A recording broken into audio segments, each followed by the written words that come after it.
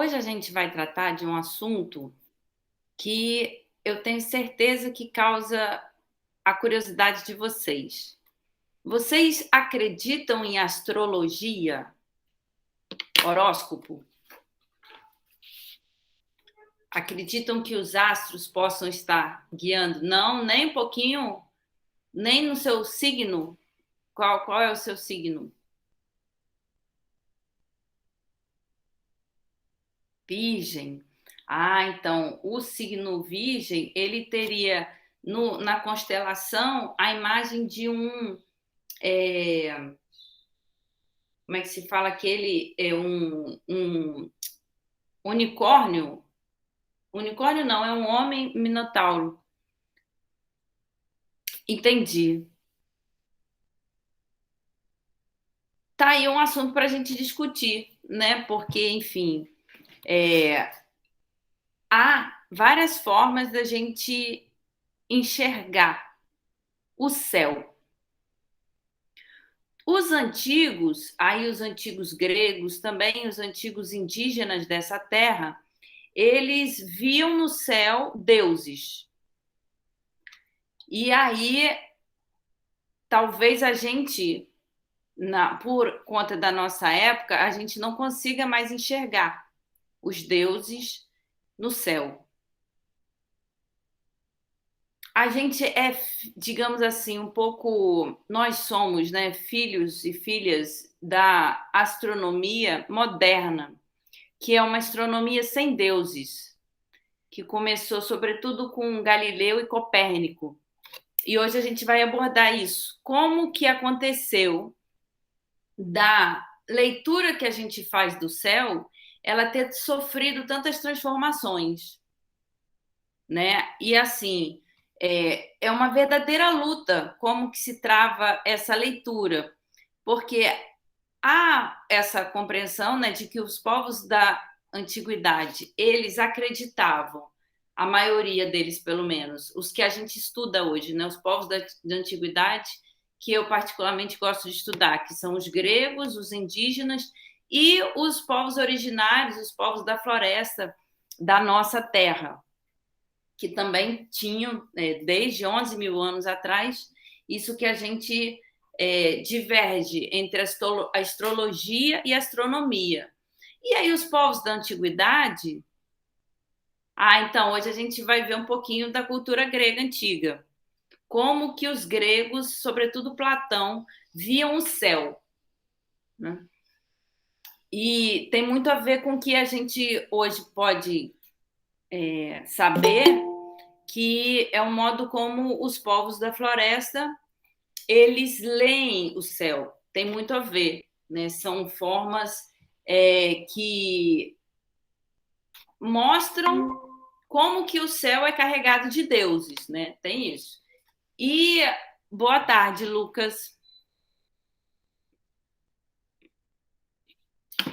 E existe essa consideração de que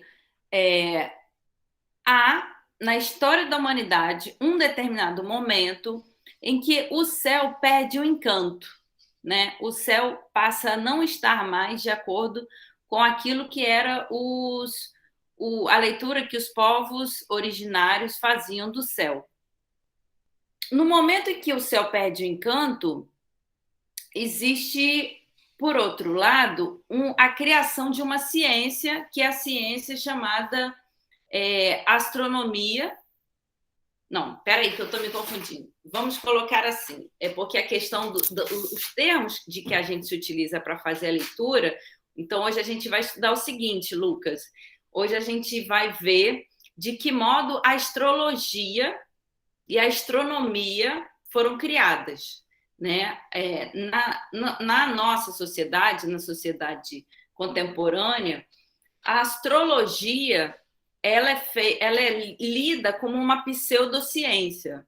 Eu não sei se você acredita em astrologia, Lucas. Se você acredita que os astros têm poder de guiar a nossa existência aqui na Terra, né? De que as estrelas, até assim o Sol mesmo, né? Que ele é capaz, a Lua, que eles são capazes de guiar os nossos humores e os nossos destinos. Hoje, aquilo que a gente chama de astrologia, que é o horóscopo, né? Essa compreensão de que nós temos um signo, cada um de nós tem um signo, como nos povos de origem de religião, melhor dizendo, de matriz africana, cada um de nós teria um orixá, né? Uma entidade sagrada capaz de nos orientar. Na astrologia, cada um de nós tem um signo. E aí eu, por exemplo, sou de câncer. Então, eu teria a possibilidade de saber, me guiada pela lua e pela constelação, que é a constelação que é um caranguejo, que está lá no céu, me orientando. E aí eu posso tornar isso claro ou não, conforme a minha sabedoria. E aí eu acho muito interessante isso, né? Eu acho interessante esse sonho da gente, de repente, poder olhar no céu o nosso destino, qual é o nosso destino, ou mesmo a nossa missão na Terra. Apesar de, no senso comum mesmo, ser tratada a astrologia como uma pseudociência, eu acho interessante a gente abordar como foi originada a astrologia, qual é a diferença entre astrologia e astronomia, e de que modo faz sentido ou não essa concepção de que a gente, olhando para o céu, a gente possa saber do nosso destino na Terra. E se destino existe, né? Também tem isso. É uma discussão filosófica. Se o destino existe, se os astros são capazes de guiar a nossa existência aqui na Terra, e em que medida, se a gente está sabendo sobre essa dança dos astros, a dança das estrelas, a gente pode tornar a nossa existência aqui na Terra um pouco mais encantada, né? Acho que é um pouco isso. Boa tarde, Kaique.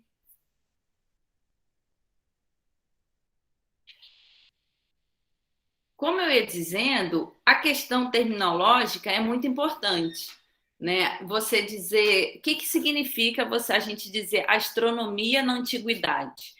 A astronomia na antiguidade, ela é um termo, né, usado no seguinte: astro quer dizer astro, né, os planetas, e nomos quer dizer lei. Então, a astronomia é a ciência ou o conhecimento que pretende descobrir a lei que rege os astros. Eu vou trazer aqui para vocês um mapa da astronomia antiga, para vocês se situarem nessa concepção. Olha só que interessante como era para Platão o céu, né? Segundo Platão, a Terra era redonda, conforme vocês veem nessa primeira imagem. Platão descobriu que a Terra era redonda e que ao redor da Terra circulavam os 7 planetas. Então, está aí: Lua, Vênus, Sol, Marte. Esses planetas obedeciam a uma trajetória circular. Aqui tem, né, o Saturno, o Útil, o Marte.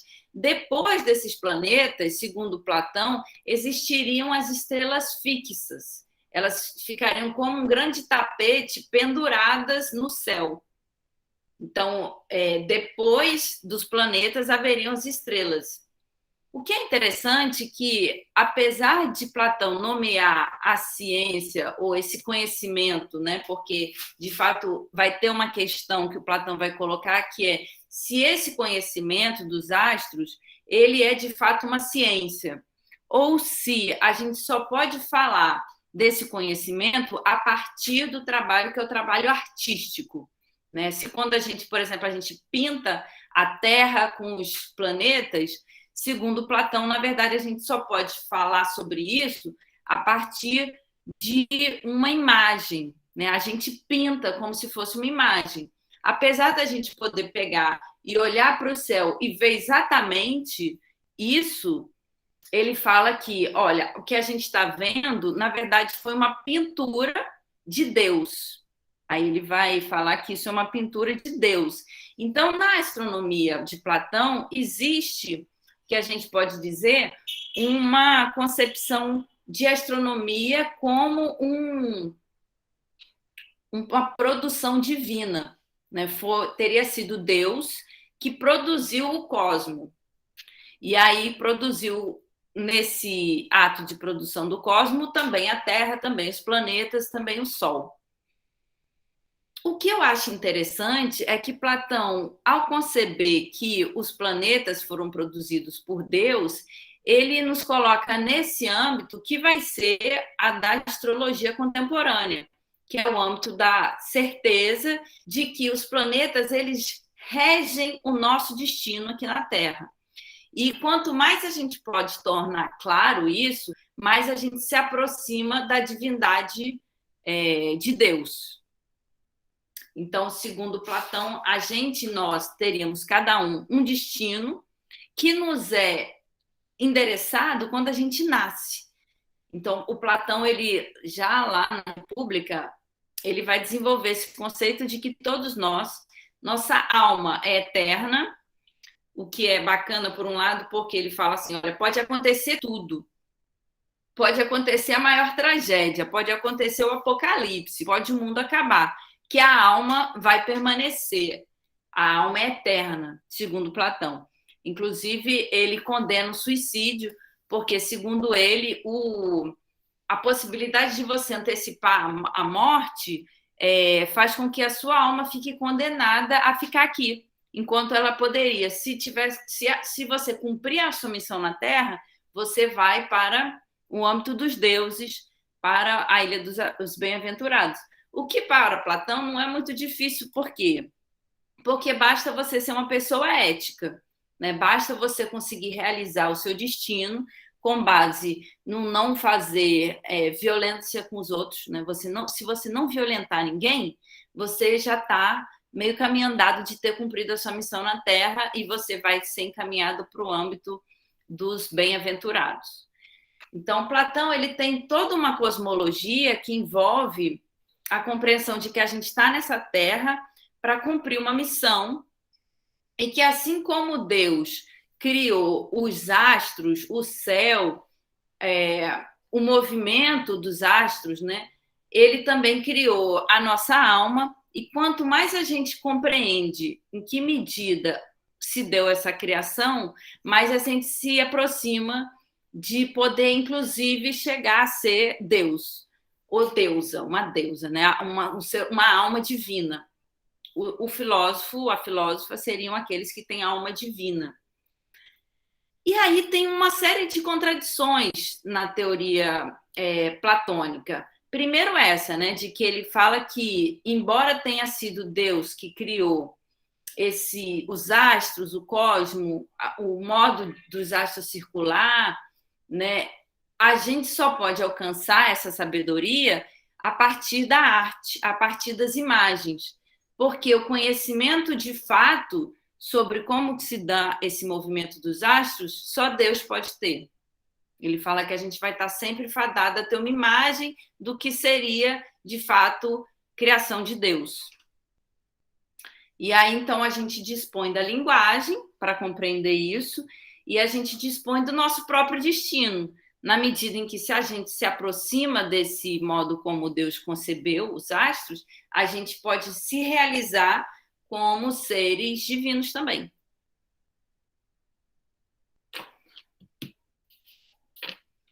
Então, isso que o Platão faz, né, que é despertar-nos para a compreensão de que existe um movimento dos deuses, que os próprios astros, eles são deuses.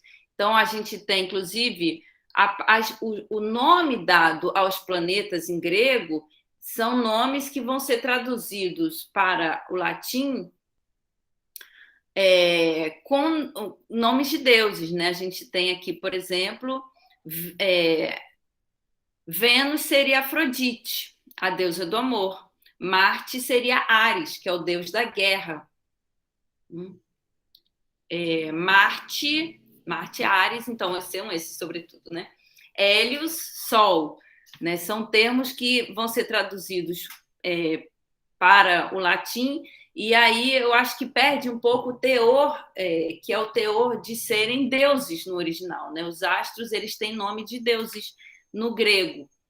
Então, nesse sentido. E aí tem essa compreensão que eu acho sensacional aqui. A nossa alma, ela estaria sempre atrelada a um desses astros. E quando a gente conquista a virtude de cada um, ou a gente consegue até se desfazer do vício que pode estar atrelado a cada um, por exemplo, Vênus, a deusa do amor. Quando a gente está em Vênus, a gente estaria em Afrodite, a gente ficaria com mais propensão a amar. E o amor, ele é como se diz na expressão popular, é uma faca de dois gumes. Por quê? Porque se você ama, você pode ser feliz, mas você também pode ser infeliz. O amor pode trazer virtude, mas também pode trazer vício.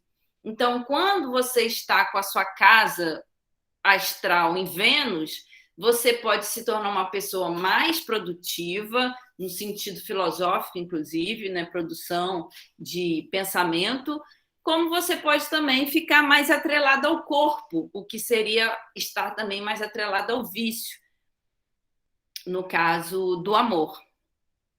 Então, assim, estar junto com Afrodite, que é o planeta Vênus, seria você estar com esse compromisso de que se você fica viciado no amor, você decai.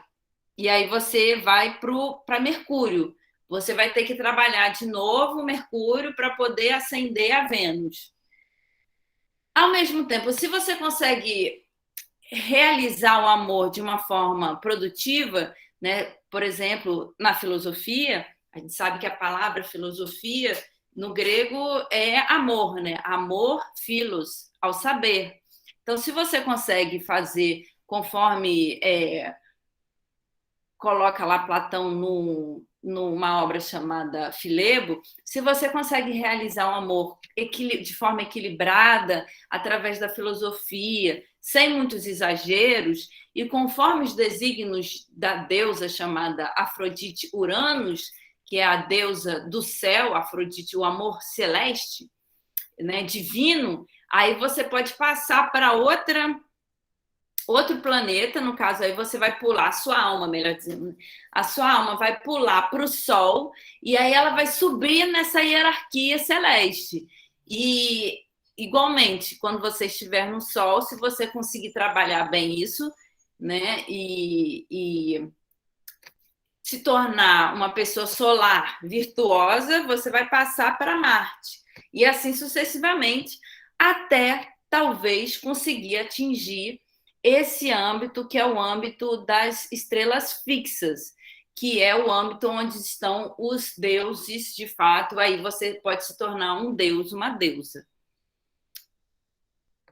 Apolo, exatamente. Hélios, na verdade, né? O deus Hélios, que é o Sol. Mas Apolo, ele tem um caráter solar também e que pode ser estudado. A gente pode comentar isso, né? A etimologia. Primeiro, obrigada pela pergunta, Kaique, pela participação. A etimologia da palavra Apolo eu acho interessante, que é o modo como Sócrates vai conceber Apolo. O deus Apolo, para o Sócrates, numa obra chamada Crátilo, vai ser assim: a, sufixo de negação, polo, o que se divide. Então, Apolo é o indivisível, seria o deus que não se divide, ele é sempre um. Enquanto Dionísio seria um deus divisível, né? E aí você tem a etimologia da palavra Dionísio, Dio quer dizer dois, Niso quer dizer nascimento. Essa é apenas uma das etimologias, né? Existem várias. Enquanto Dionísio seria um deus divisível, é o deus do teatro, é o deus do vinho, né? É o deus do exagero, do... Como é que a gente fala? Ele chuta o balde. Apolo seria o deus linear, o deus da, da digamos assim, do que não se divide, justamente. Então, ele se opõe, né, a Apolo e Dionísio. Acho interessante, então, essa concepção de que o nosso destino possa estar sendo guiado pelos deuses, pelo destino, mas nesse sentido de que a gente possa, na medida em que a gente realiza as virtudes, se aproximar desse âmbito que é o âmbito celeste. E se a gente pratica vício, a gente se distancia dessa possibilidade de vício celeste, de virtude celeste, ser celeste, se transformar em ser, nós nos transformarmos em seres divinos. Então, assim, a filosofia de Platão que ele expõe na obra Timeu, ela tem uma relação com os deuses tidos como planetas que obedecem a um movimento ao redor da Terra. E esse movimento a gente pode compreender tendo em vista que essa compreensão vai ser sempre limitada pela linguagem que é a nossa. A gente não dispõe de uma linguagem divina, a gente dispõe de uma linguagem imagética. Então, a gente tem, na astronomia de Platão, o poder de saber como os astros eles movimentam-se, mas sabendo que isso não é uma realidade. Aqui, a realidade, por exemplo, a qual o Deus que criou tudo, que é um Deus chamado Demiurgo, teria tido acesso. E aí é muito interessante. Demo quer dizer povo, urgo quer dizer trabalho. Demiurgo seria um deus, a princípio, que ele produziu o cosmo trabalhando. Também essa é uma etimologia. Todas as palavras gregas antigas, elas têm muitas etimologias. Normalmente, o professor que está apresentando a aula, ele opta por uma, e eu tenho esse meu jeito de optar por uma etimologia. Eu acho Demiurgo genial, porque nas religiões de matriz africana vai ter também um deus que é Ogum, que também foi capaz de criar um mundo que é o mundo dos mortos. Ogum, no candomblé, ele é um deus que fabricou o mundo dos mortos. O Demiurgo, na filosofia de Platão, vai ser um deus, igualmente, mas um deus que produziu o cosmos como um todo. E aí a gente tem possibilidade de ascender também na Umbanda, Kaique, também na Umbanda. E na Umbanda tem algo que é muito próximo da linguagem de Platão, que é a questão dos números. Segundo Platão, a gente pode compreender como se dá esses movimentos dos astros a partir dos números. Isso também na Umbanda. Na Umbanda, a gente tem toda uma leitura do número 7, a gente tem o 7 como um número das encruzilhadas, um número que é capaz de dizer justamente sobre as legiões, Você tem a legião da direita, a legião da esquerda, e normalmente tem 7 entidades por cada um, mas que elas se multiplicam. Mas, enfim, também é um tema que a gente pode estudar mais a fundo, se vocês quiserem. O que eu quero trazer hoje é essa compreensão de que em Platão a gente tem acesso a essa hipótese, de que Deus construiu o cosmos. E aí tem uma questão que é assim, existe o ser e o vir a ser. Boa tarde, Rebeca. Em inglês é being e coming to be.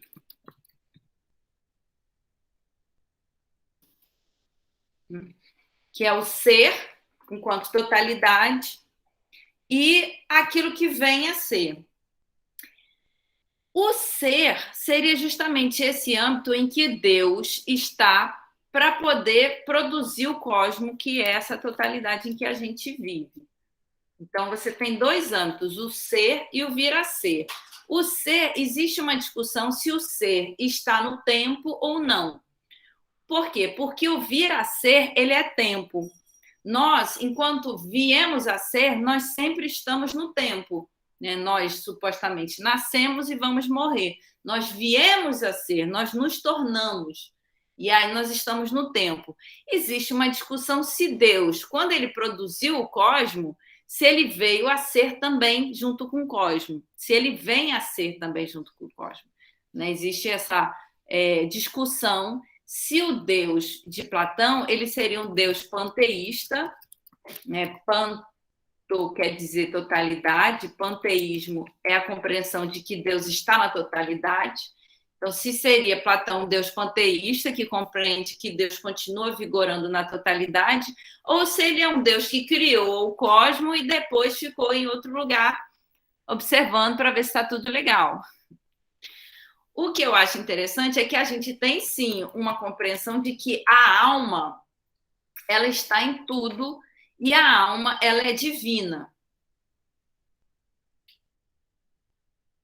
E aí a gente tem essa discussão que eu acho que é muito... A gente, na nossa sociedade, a gente pode ter acesso ao modo que Platão trata dessas questões muito mais a partir da astrologia, ou seja, muito mais a partir dessa compreensão de que o nosso destino possa estar atrelado a um horóscopo, aos astros que permanecem nos guiando, do que propriamente a astronomia enquanto ciência. Por quê? Porque para Platão, como a gente considerou, existe uma moira, ou seja, um destino. Essa moira seria guiada por um ananké, que assim, a palavra grega para dizer necessidade. A gente já chegou a considerar um pouquinho sobre o que quer dizer essa necessidade. Necessidade bom, a gente veio, a gente nasceu, a gente veio ao cosmo em função de uma missão que a gente precisa cumprir. E aí, essa missão é o nosso destino. Então, a nossa necessidade a gente descobre mediante o destino que é o nosso, que a gente realiza na missão que a gente vai descobrir qual é em sendo. E que a gente pode ter acesso a essa missão a partir dos astros, a partir da leitura que a gente venha fazer dos astros. Não sei se vocês estão notando, mas existe isso, né? Na linguagem da astrologia, a gente tem isso. A gente tem 12 signos, são 12 meses, cada um de nós tem um signo, cada um de nós é nascido em um mês, e aí a gente tem essa possibilidade de descobrir, mediante o esclarecimento das virtudes dos nossos signos, qual é a missão que a gente precisa realizar. Exagerando um pouco, né? Mas quem é astrólogo sabe que é mais ou menos isso, né? Que é todo um âmbito de descoberta de como os astros eles já vêm nos guiando e vão permanecer nos guiando. Isso tem em Platão. E aí o que eu acho interessante abordar é o seguinte: a maioria das pessoas que leem Platão, elas compreendem que no pensamento de Platão a gente tem um problema que é o problema da transcendência, né? Para a gente compreender o mais importante de Platão, que seriam as ideias, a gente precisa ascender, a gente precisa evoluir ao âmbito da perfeição, que é também o âmbito dos números. E aí existe essa compreensão do, digamos, supernatural, né? O além, aquilo que é meio do além, o âmbito do mistério, o âmbito do divino, algo que é meio surreal mesmo. E que, no entanto, no Timeu, que é essa obra que a gente está comentando, seria, na verdade, o mais natural, o mais físico. Então, existe uma certa... Existe, melhor dizendo, um certo mistério, um certo enigma a ser decifrado na obra de Platão, que é como, afinal de contas, as ideias estão relacionadas à physis, que a gente chama. Como que esse âmbito, que é o âmbito do divino, ele, na verdade, ele tem uma repercussão direta na natureza, que é o termo latim para traduzir physis. Os termos gregos são cosmo e physis, que vão ser traduzidos para o latim, né, para o português, como universo e a natureza. Como que se dá a relação entre o universo e natureza? Esse é o problema.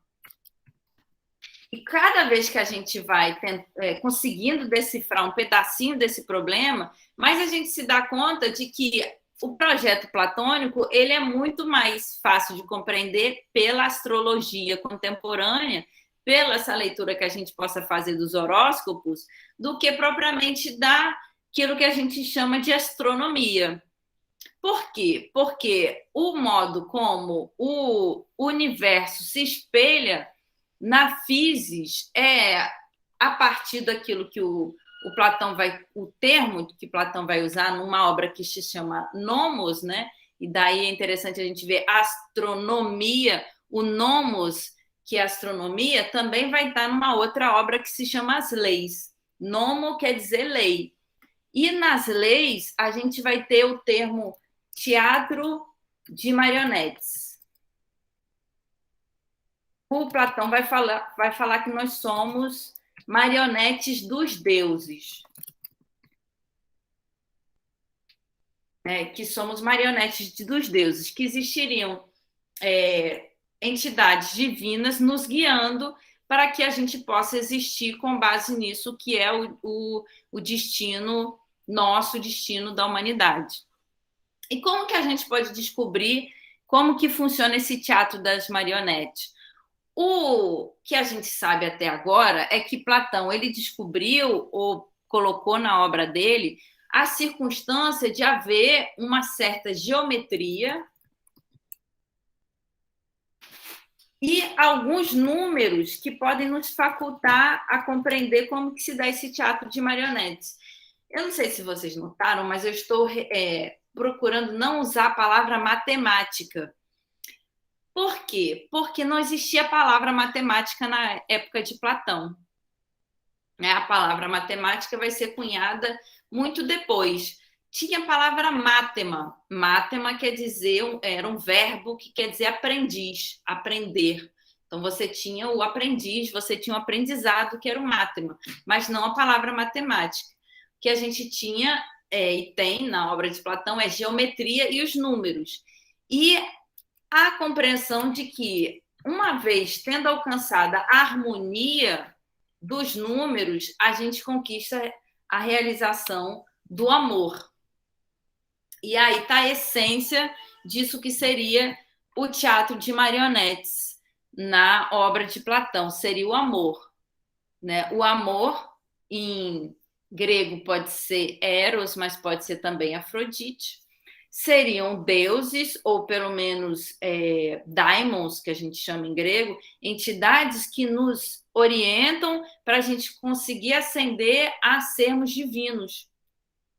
E aí, quando a gente descobre como que funciona esse teatro de marionetes, a gente se surpreende com a relação entre esse teatro e a própria existência nossa, ou seja, é uma coisa assim, caraca, sabe quando você conhece alguém e você fala, poxa, eu sou de câncer, aí a pessoa é de câncer também, ou a pessoa é de Capricórnio, que tem mais a ver com câncer, aí você começa a delirar com a pessoa e fala, nossa, é destino, a gente é igual, a gente foi feito um para o outro, uma para outra, né?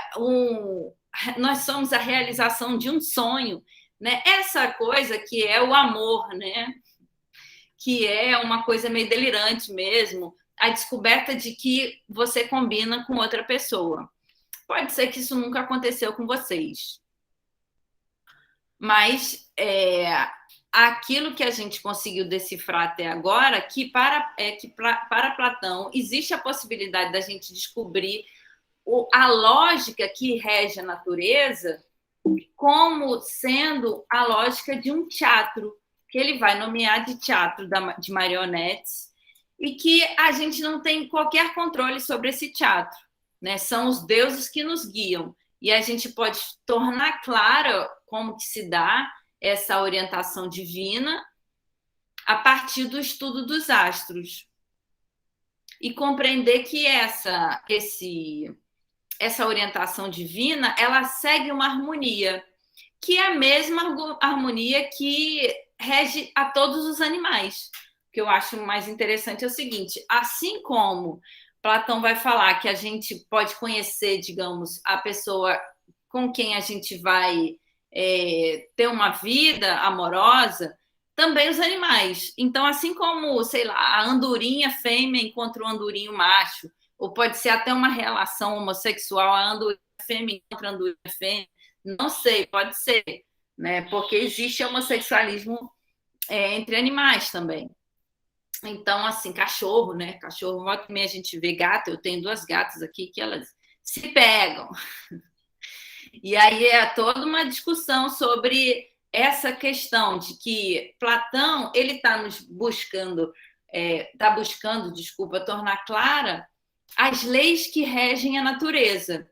E ele vai tornar nítidas, né, essas leis a partir da compreensão de que existe uma lógica, que é a mesma lógica que guia os astros, e que essa mesma lógica que guia os astros também vai guiar a nossa existência aqui na Terra. E aí, quando você descobre, você fala: caraca, é destino, você é minha alma gêmea. E aí existe também outra obra de Platão que ele vai um pouco desmitologizar essa ideia de alma gêmea. Ele vai compreender o seguinte: olha, se você consegue alçar-se ao saber da filosofia e você encontra outro filósofo, outra filósofa, vocês vão sempre se amar. Por quê? Porque você faz essa realização do amor ao saber, e quando você encontra outra pessoa que também ama o saber, vai dar mate, né? Vai ser o seu crush, vai ser inevitavelmente a pessoa com quem você vai ficar apaixonada. Você vai ficar apaixonada com a pessoa, é isso mesmo.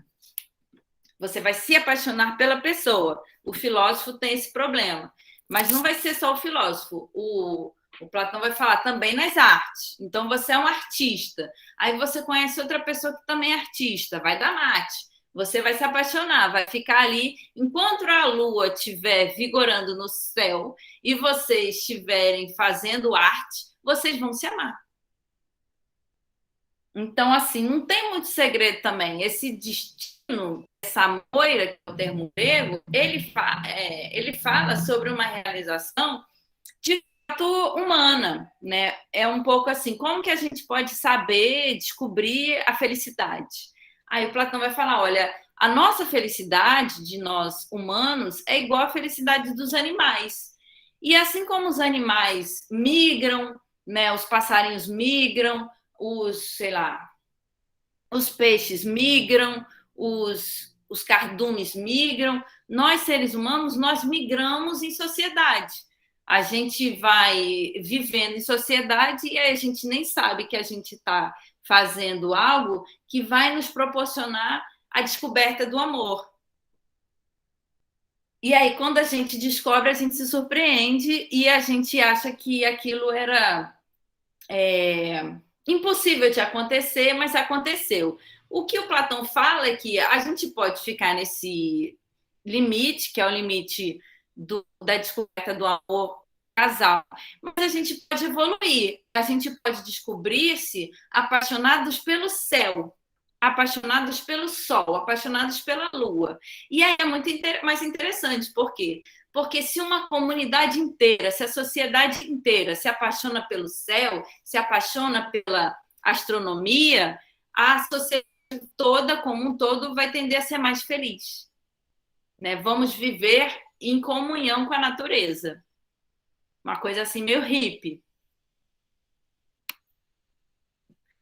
Hoje eu assisti um amigo, assisti não, né? Um amigo postou uma frase que eu achei muito interessante, em homenagem a um amigo nosso que faleceu. Ele falou: olha, esse amigo que faleceu era um monge budista, o Ricardo Mário Gonçalves, e aí ele falou que era preciso desmitologizar Deus, né? Que a gente precisa descobrir que Deus, ele é muito mais próximo do acontecimento do cotidiano quando a gente o torna presente do que propriamente aquele Deus monoteísta judaico-cristão que compreende, que está longe, né, que está lá fiscalizando se a gente está fazendo a coisa certa ou não.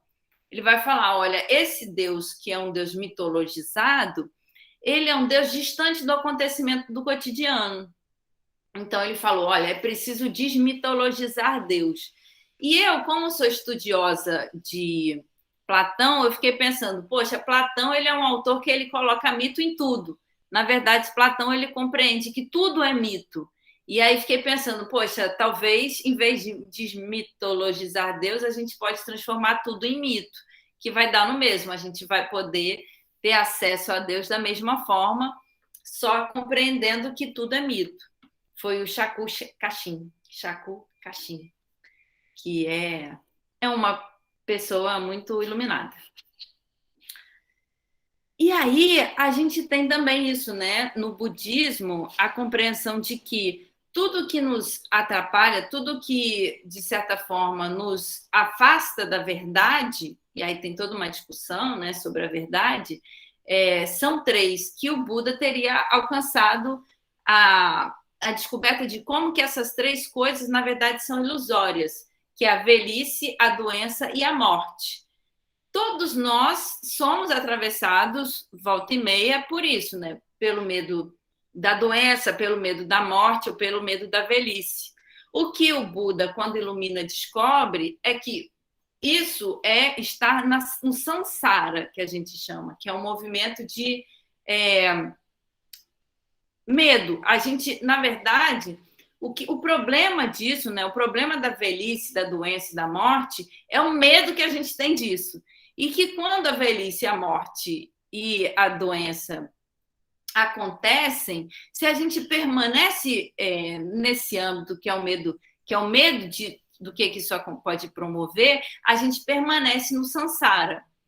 Buda foi um ser humano que conseguiu atingir uma consciência iluminada, justamente, e nesse momento de atingir essa consciência iluminada, ele descobriu que esses três problemas, que são os maiores problemas, são os verdadeiros problemas da humanidade, eles são ilusão. E aí a gente tem no budismo um pensamento que é muito próximo daquilo que Platão considerou, apesar de ser diferente. Por quê? Porque para o budismo não existe alma. Nós somos um questionar, um poder ser consciente, um poder ser iluminado, como o Buda. Né? Se nós praticamos o budismo, se nós praticarmos o budismo, nós nos candidatamos a essa possibilidade de alcançar a consciência plena que o Buda atingiu. E no budismo não existe Deus, existe Buda. Então o budismo vai ser condenado por muitas religiões, justamente por essa desconfiança de que o Deus que muitos tomam como existente e uma existência dogmática, inquestionável, impossível de ser questionada, você blasfema, né, quando você questiona se Deus existe ou não. No budismo, você precisa questionar. Você pode questionar e o questionamento é sempre bem-vindo.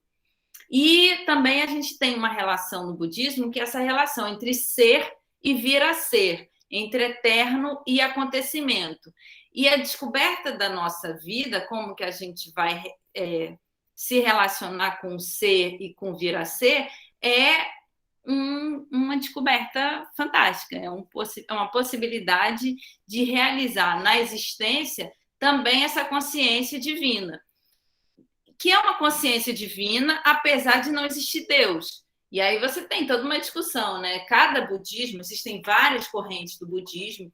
Essa do meu falecido querido amigo, o monge Ricardo Gonçalves, era uma linha de budismo que aceitava a existência do politeísmo. Concordava, por exemplo, com as religiões de matriz africana, né? Com a existência dos orixás. Então, Kaique, a sua pergunta é ótima. Se Buda existiu, eu acredito que Buda existe. Né? Acredito, eu sou praticante do budismo, acho que é uma das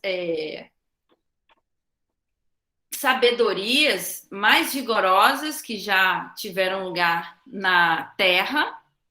E aí o budismo, ele compreende que quando a gente morre, a gente pode alcançar a consciência pura de Buda, uma vez que a gente tenha praticado essa consciência em vida. É mais ou menos como se, quando a gente morre, a gente continua realizando exatamente aquilo que a gente fazia quando vivos. E se a gente está afinado com o Buda quando morre, a gente vai para junto dele. E o Buda, ele foi um ser que atingiu a consciência plena.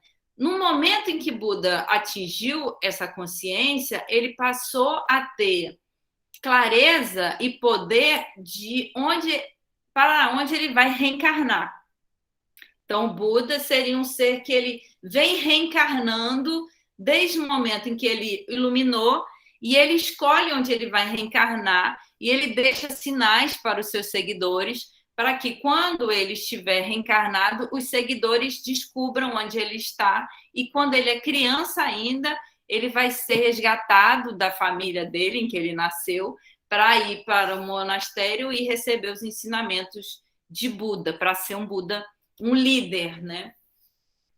É fantástica a forma como o budismo vem se expandindo no mundo todo, né? O budismo ele surge no Japão, na China e no Tibete, cerca de 500 a 1500 antes de Cristo. Então, sim, os seguidores de Buda são chamados budistas, né? Eles seguem o budismo. Os monges são os mestres, são as pessoas que se tornaram capazes de ensinar a doutrina de Buda. Então, os monges, eles são candidatos a poder ensinar o budismo, assim como eles são candidatos a se maravilhar com a própria possibilidade de estar na Terra pura, que é o espaço fantástico que Buda abriu no momento em que ele iluminou, para que os seguidores dele pudessem atingir também a consciência que ele atingiu. Ah, então, você tem, eu acho que vocação, porque você já está pensando, a pessoa que já está pensando em conformidade esse questionamento que você está levantando, já tem uma certa índole auspiciosa, que a gente fala, né? Que é uma índole de reflexão e de bem-aventurança.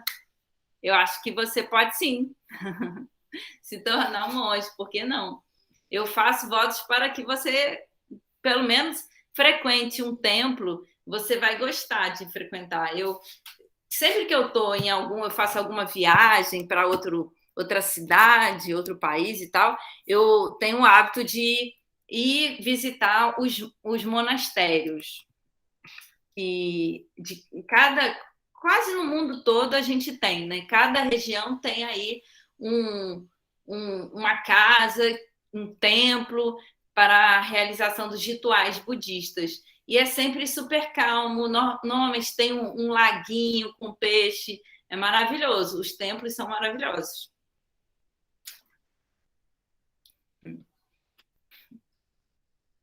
E aí a gente está chegando ao final da aula e eu nem consegui falar sobre aquilo que eu queria, que era o seguinte, vamos dar uma adiantada. A gente falou bastante sobre a astronomia de Platão, mas a gente não falou sobre isso que eu queria falar, que é comparar a astronomia de Platão, a astronomia de Copérnico e a astronomia indígena, que é o seguinte: o Copérnico foi um astrônomo que em 1500, 1600 ele foi condenado à fogueira, mas ele, ao contrário de Galileu foi condenado à fogueira também. Naquela época, a Santa Inquisição perseguia as pessoas que tinham pensamentos que eram contrários ao que a Igreja considerava certo. Então, assim, o conceito é que, assim como Platão e Aristóteles vão conceber o geocentrismo, ou seja, a convicção de que a Terra está no centro do universo, essa convicção vai perdurar por mais do que 1.500 anos, né? Cerca de 2.000 anos, na Igreja Católica, que vai ser a principal instituição de ensino da filosofia, vai permanecer o ideário de que a Terra está no centro do universo. Apenas em 1500, com Galileu e Copérnico, que não eram filósofos, eram cientistas, vai se abrir a possibilidade de uma investigação acerca de que o geocentrismo está equivocado, o certo é a gente compreender que é o Sol que está no centro do universo. E aí vai passar a vigorar isso que a gente chama de heliocentrismo, ou seja, a convicção de que o Sol está no centro do universo, não o planeta Terra, que está no centro do universo, não somos nós que estamos no centro do universo, mas é o Sol que está no centro do universo. É interessante a gente observar que o heliocentrismo ele vai causar a morte de Galileu, que não vai, quando ele vai, a Igreja Católica vai falar para ele, olha, você está indo contra os desígnios de Deus. Deus não aceitaria que você falasse que a Terra não está no centro do universo. Aí o Galileu vai falar, de fato, e vai morrer. Copérnico vai falar, eu renego todo conhecimento, e vai se salvar. Quem fez melhor, eu não sei se foi Galileu que morreu ou se foi Copérnico que renegou todo o ensino que ele tinha, todas as descobertas que ele tinha feito. O que eu sei é que, nesse âmbito, né, dessa disputa de poder, que é entre a ciência e a igreja, vai perdurar a convicção de que o Copérnico estava certo. Então, desde que houve essa descoberta, a gente compreende que é o Sol que está no centro do universo e não mais a Terra. Hoje, a gente retorna a essa questão e é levado a compreender que não existe centro do universo, né? Que mais é interessante a gente poder considerar as múltiplas possibilidades de leitura sobre como os astros se organizam. O que eu acho interessante a gente observar é que no momento em que Copérnico ele levanta essa hipótese de que o Sol e não a Terra está no centro do universo, é que vai se dar a criação, de fato, disso que a gente chama de astrologia.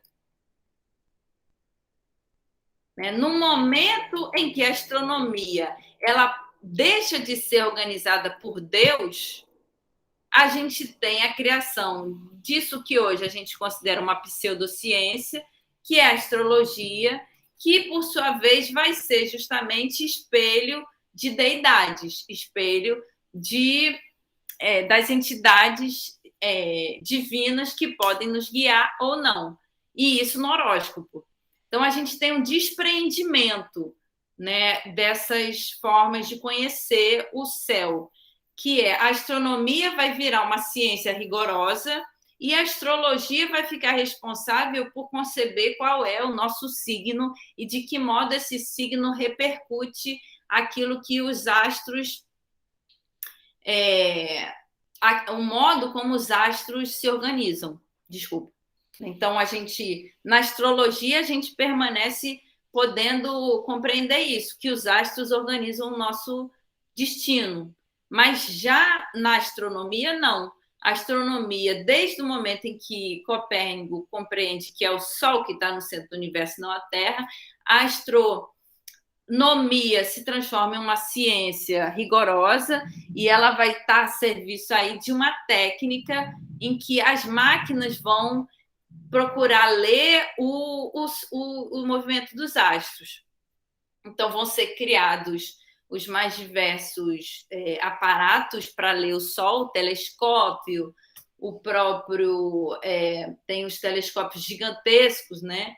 Máquinas fotográficas gigantescas, cada uma mais sofisticada do que a outra, nesse intuito de que a gente, na verdade, os astrônomos, eles possam alcançar a verdade sobre o que se compreende, o que a gente pode compreender sobre os astros.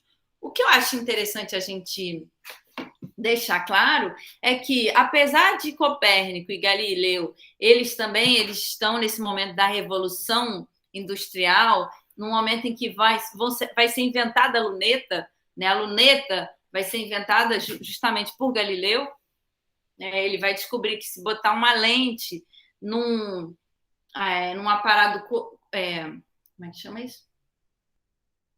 Cuneiforme, né? Com forma de um cano, a gente pode ampliar 100 vezes a proximidade dos astros da gente. Então, a gente olhando na luneta a Lua, é como se a Lua estivesse bem próxima. Isso que hoje é algo até meio banal, na época do Galileu foi uma verdadeira revolução. E aí, essa revolução permaneceu até os dias de hoje. Cada dia a gente ouve dizer que se deu a descoberta de um novo planeta, que se deu a descoberta de uma nova estrela, que a própria noção de tempo que a gente tem, ela é passível de ser compreendida de forma diferente, porque quando a gente olha os astros, a gente está olhando os astros que estão distantes tantos anos-luz. A distância dos astros sendo de anos-luz quer dizer que a gente está olhando para o passado, ou então que a gente está olhando mesmo para o futuro. Essa noção de tempo e espaço, no âmbito dos astros, permanece um mistério até para a astronomia contemporânea.